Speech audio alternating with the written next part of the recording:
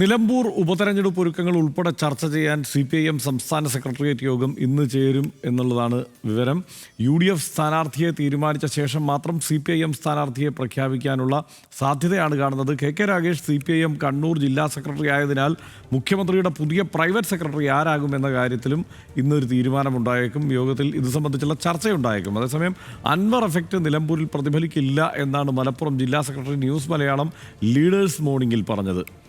വിവരങ്ങളുമായി അർജുൻ രാജ് ഇപ്പോൾ നമ്മോടൊപ്പം ചേരുന്നുണ്ട്. അർജുൻ, ഇന്നത്തെ സെക്രട്ടറി യോഗത്തിൽ പ്രധാനമായും ഈ വിഷയങ്ങളൊക്കെ ചർച്ചയാകുമെങ്കിലും തീരുമാനമാകാനുള്ള സാധ്യത എത്രത്തോളമാണ്?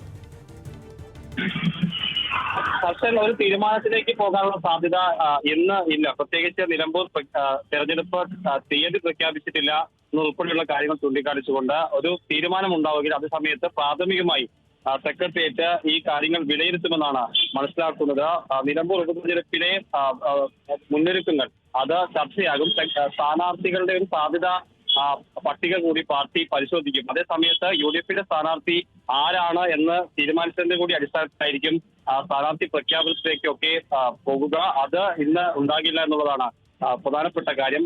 പാർട്ടിയുടെ കണ്ണൂർ ജില്ലാ സെക്രട്ടറിയായി KK രാഗേഷ് പോയതോടുകൂടി മുഖ്യമന്ത്രിയുടെ പ്രൈവറ്റ് സെക്രട്ടറിയുടെ ഒഴിവുണ്ട്. അത് ആരായിരിക്കും എന്നുള്ള കാര്യത്തിലും ഇന്ന് തീരുമാനം ഉണ്ടാകുമെന്നാണ് മനസ്സിലാക്കുന്നത്. ആരായിരിക്കും പുതിയ പ്രൈവറ്റ് സെക്രട്ടറി മുഖ്യമന്ത്രിയുടെ എന്നുള്ളത് ഇന്നത്തെ സംസ്ഥാന സെക്രട്ടേറിയറ്റിൽ തീരുമാനം ഉണ്ടാകുമെന്നാണ് പ്രതീക്ഷിക്കുന്നത്. മുഖ്യമന്ത്രി തന്നെയായിരിക്കും അത് ആരാണെന്നുള്ള കാര്യം സെക്രട്ടേറിയറ്റിൽ അവതരിപ്പിക്കുകയും പിന്നീട് അത് സെക്രട്ടേറിയറ്റ് അംഗീകരിക്കുകയുമായിരിക്കും ചെയ്യുക. പ്രധാനമായും നേരത്തെ മുഖ്യമന്ത്രിയുടെ പ്രൈവറ്റ് സെക്രട്ടറി ആയിരുന്ന MV ജയരാജന്റെ പേര് തന്നെയാണ് ഏറ്റവും കൂടുതൽ സാധ്യത കൽപ്പിക്കുന്നത്. സമയത്ത് സെക്രട്ടേറിയറ്റ് അംഗങ്ങൾ അത്തരത്തിലുള്ള ചുമതലകൾ വഹിക്കാറില്ല പാർട്ടിയിൽ. അത് MV ജയരാജന് അങ്ങനെ ചുമതല കൊടുക്കുമെന്നുള്ളതാണ് അറിയേണ്ടത്. ഒരു വർഷത്തെ കാലാവധി കൂടിയാണ് ഇനി ഈ സർക്കാരിന് ഉള്ളത്. അതുകൊണ്ട് നേരത്തെ വലിയ അനുഭവ പരിചയം MV ജയരാജന് ഇക്കാര്യത്തിലുണ്ട്. അതുകൊണ്ട് അദ്ദേഹത്തിന്റെ സാധ്യത കൂടുതലാണ്. മറ്റൊരാൾ P ശശിയാണ്. പൊളിറ്റിക്കൽ സെക്രട്ടറി ആയിട്ടുള്ള P ശശിക്ക് പ്രൈവറ്റ് സെക്രട്ടറിയുടെ കൂടി ചുമതല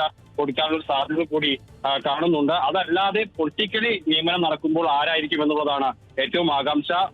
പൊളിറ്റിക്കൽ അല്ലാതെ രാഷ്ട്രീയപരമല്ലാത്ത ഉദ്യോഗസ്ഥലത്തിലുള്ള പ്രൈവറ്റ് സെക്രട്ടറിയെ പരിഗണിക്കുമോ എന്നുള്ള കാര്യത്തിലും ചർച്ചകൾ സജീവമാണ്. അക്കാര്യത്തിൽ മുഖ്യമന്ത്രിയായിരിക്കും അന്തിമ തീരുമാനമെടുക്കുക. അക്കാര്യത്തിൽ ഇന്നത്തെ സെക്രട്ടേറിയറ്റ് എന്തായാലും തീരുമാനം എടുക്കുമെന്നാണ് ഇപ്പോൾ പ്രതീക്ഷിക്കുന്നത്. അർജുൻ രാജാണ് വിവരങ്ങൾ നൽകിയത്.